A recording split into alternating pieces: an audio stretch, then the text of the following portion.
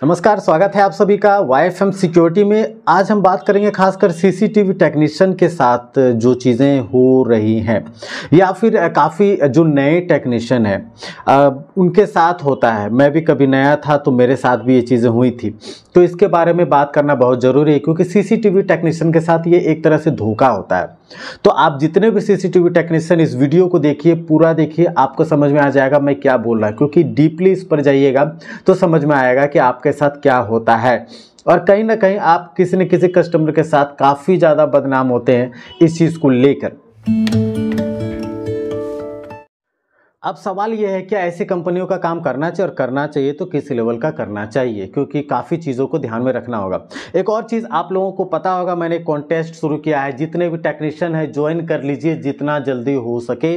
आपको क्या करना है, जो फर्स्ट होगा आपको पता है कि उसे यूएनवी का 8 चैनल का NVR मिलेगा, और जो सेकंड करेगा उसे कलर हंटर 2MP का कैमरा मिलेगा, और मेरे साथ वीडियो में लाइव भी वो आएंगे। तो जो फर्स्ट और सेकंड होगा 100 पार्टिसिपेंट ही इसमें भाग ले सकते हैं। ये कॉन्टेस्ट 13 से 16 नवंबर के बीच है, जबकि कल से शुरू हो चुका है। तो आपको क्या करना है, ई बुक बाय करना है, चाहे IP हो, चाहे एनालॉग HD हो, हिंदी हो या इंग्लिश हो, आपको बाय करना है।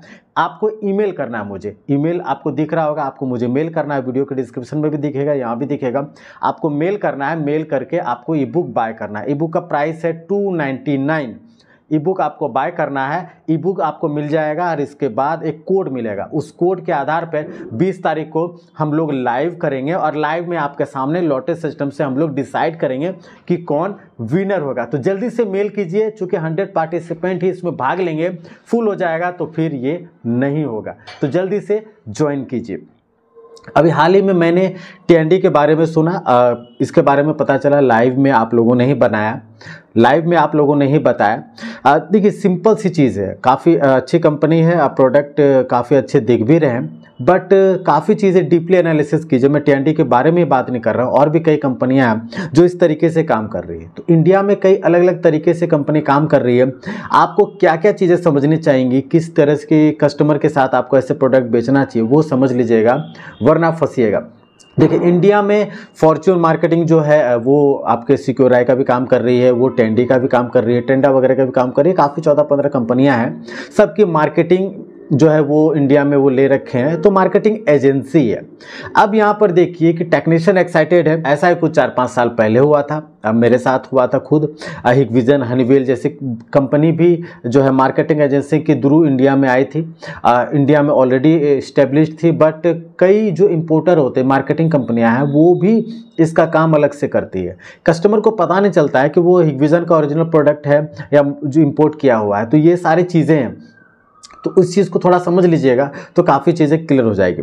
अब यहाँ पर समझिए, वैसे कंपनियां जो खुद अपने प्रोडक्ट इंडिया में नहीं लाई है, जैसे इंडिया में टेंडी खुद अपना प्रोडक्ट नहीं लाई है, जैसे डव्वा खुद इंडिया में आई है, C+ इंडिया में ऑलरेडी है, हिकविजन इस्टेब्लिश्ड इंडिया में है, तो वो खुद काम कर रही है प्रामा के साथ मिलकर। इंडिया में अपना मैन्युफैक्चरिंग यूनिट है, सारी चीज़ें मेरे चैनल पे आपने देखा होगा। तो इंडिया में खुद कार्यरत है काफ़ी लंबे समय से, किसी मार्केटिंग कंपनी के थ्रू नहीं है। ऐसी कई कंपनियां हैं जो आपने देखा एज ए पार्टनरशिप कोई और कंपनी इंडिया में उस प्रोडक्ट को लाती है। अब सवाल ये है, क्या उस कंपनी से जुड़ना चाहिए? अगर वो मार्केटिंग कंपनी उसका काम करना छोड़ दे और दूसरी कंपनी, मान के चले कि ABC एक कैमरे की कंपनी है, अगर उसने 2 साल काम किया, 2 साल के बाद उसने छोड़ दिया, तो मान के चलिए ABC वाले को किसी दूसरे ने ले लिया, एजेंसी, मार्केटिंग एजेंसी वाले ने, तो वो पहले वाले के प्रोडक्ट की सर्विस नहीं देगी। ये हमेशा याद रखिएगा, वो आपको दिक्कत होगी। इसके अलावा सर्विस का क्या होगा, सेल्स का क्या होगा, आपके कस्टमर का क्या होगा। जैसे आप कहते हैं कि अनबाइंड का इशू आ रहा है, ये हो रहा है, वो आ रहा है, काफ़ी दिक्कतें आती है सीसीटीवी सेक्टर में, तो उस समय क्या होगा। तो ये सवाल आपको जरूर अपने आप से पूछना चाहिए। इसका भी मैं आगे बात करूंगा। इंडिया में आपको पता है हिकविजन, CP+ और डव्वा स्वयं काम कर रही है, खुद से काम कर रही है, और भी कई कंपनियां हैं जो इंडिया लेवल की है वो खुद काम कर रही है। स्पर्श खुद काम कर रही है, और भी कई कंपनियां। ये कंपनी अब जो है यहाँ पर इसकी इसलिए साख ज़्यादा है क्योंकि स्वयं मार्केटिंग देखती है, खुद से सेल्स देखती है, खुद से सर्विस देखती है, तो लायबिलिटी भी इनकी होती है।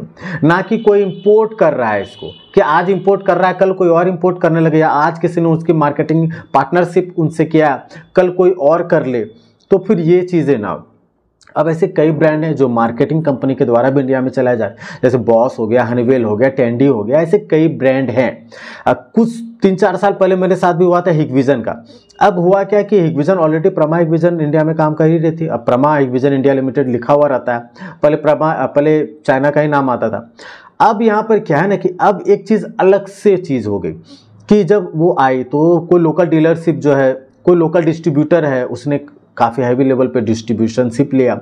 अब वो प्रोडक्ट बेचने, अब उसमें क्या था, हनीवेल करके कुछ आता था, हिगविजन का है बट हनीवेल करके आता था। अब पता नहीं क्या सीन था, मुझे भी उतनी नॉलेज नहीं थी, मैं भी नया था। तो जब मैंने यूट्यूब शुरू में कर रहा था उस समय की बात है। तो अब उस प्रोडक्ट पे जो है उसका मॉडल नंबर भी कुछ अलग तरह होता था। DBR का मॉडल नंबर देख लीजिए, DS-60 करके ऐसे मॉडल नंबर होता था। तो जो हिगविजन का सीरीज आता है ऐसा कुछ नहीं था, बट वो हिगविजन के प्रोडक्ट थे, लेकिन वो प्रोडक्ट किसी मार्केटिंग एजेंसी के थ्रू आए थे। अब क्या हुआ कि जब उसमें प्रॉब्लम आई, अब वो डिस्ट्रीब्यूटर जो है उसने छोड़ दिया उसका काम। अब उसको कहाँ लेके जाए? अगर हिगविजन वाला से बात करते हैं, मॉडल नंबर मांगते थे, नहीं ये हम लोग तो, हमारा ये मॉडल ही नहीं है। प्रोडक्ट सेम है, सब कुछ है, बट वो मॉडल चेंज हो गया, वो मॉडल ही नहीं है। अब हिगविजन का मॉडल आपको पता है, प्रमा हिगविजन के थ्रू जो आता है क्या मॉडल नंबर है, तो उसकी सर्विस का इशू हो गया। कैमरे के साथ भी ऐसा हुआ, खासकर अब वो जो IRPF वाला होता था 24 LED वाला, उसके साथ ज़्यादा सीन हुआ। इको वाला जो नया आया था मार्केट में, उस समय ये चीज़ें हुई थी। अब वो इनवैलिड हो गया, कहाँ गया समझ में नहीं आया, बट दिक्कत हुई। इसी तरह कुछ और कंपनियां थी जिस पर शुरुआती तौर पे काम किया। जब सर्विस की इशू आई, कैमरे में इशू आई 1 साल 1.5 साल बाद, तो जिस बंदे के थ्रू हमने काम शुरू किया था वो किसी और कंपनी का काम करने लगा। फिर कंपनी का ना तो कोई कॉन्टैक्ट है, ना कुछ मार्केटिंग एजेंसी का कोई सॉल्यूशन है, तो ये दिक्कतें हमारे सामने आई। प्रोडक्ट जो है कहाँ यूज़ करना चाहिए? ऐसे प्रोडक्ट जो इंडिया में खुद नहीं आई है, किसी मार्केटिंग एजेंसी के थ्रू आई है, तो आपको क्या करना है? बेशक ऐसे कंपनी का काम अगर आपको करना है तो आप बहुत हैवी लेवल पे नहीं कीजिए, इस पर डीपली एनालिसिस कीजिए। किसी टेढ़े कस्टमर के पास ऐसे प्रोडक्ट मत लगाइए, वरना आपको एक्सचेंज करके दूसरा लगाना पड़ जाएगा कभी भी 1 साल 2 साल में, तो आपका रिलेशन खराब होगा। उसके बाद बड़े स्केल पे आप काम नहीं कीजिए, बहुत लार्ज स्केल पे बहुत अच्छे कस्टमर के पास काम नहीं कीजिए जो आपको ज़्यादा कस्टमर प्रोवाइड कर सकते हैं, वैसे जगह पर काम नहीं कीजिए। छोटे छोटे लेवल पे काम कीजिए, 1-2 प्रोडक्ट धीरे धीरे यूज़ कीजिए तो बेटर होगा। ऐसा कुछ मत कीजिए जिससे सर्विस में इशू आए। कस्टमर केयर वाले का नंबर नहीं है, अगले ने जो नंबर दिया वही है, अगले ने एजेंसी बदल दी, या वो मार्केटिंग एजेंसी जो इंडिया में काम कर रही है वो चेंज हो गया, या वो नहीं दोबारा काम करेगी इस कंपनी का, तो फिर तो आप फंस जाएंगे। ऐसे कई ब्रांड है इंडिया में, मैं तो नाम लेना नहीं चाहता हूँ, मैं नाम लूँगा तो दिक्कत हो जाएगी, काफ़ी तरह के इश्यूज आ जाते हैं। बट एक CCTV टेक्नीशियन को ये ध्यान में काफ़ी ज़्यादा रखना होगा कि ऐसे प्रोडक्ट के काम करने से पहले काफ़ी चीज़ें सोच लीजिए, वरना होता नहीं रिलेशनशिप बसा बसाया बिजनेस खराब होने का डर होता। मैं नहीं कहता कि ये कंपनियां खराब है, कंपनी बेशक अच्छी है, बट जिस प्रोसेस से इंडिया में आई है वो प्रोसेस थोड़ा सा उसका बैड एक्सपीरियंस है मेरे पास।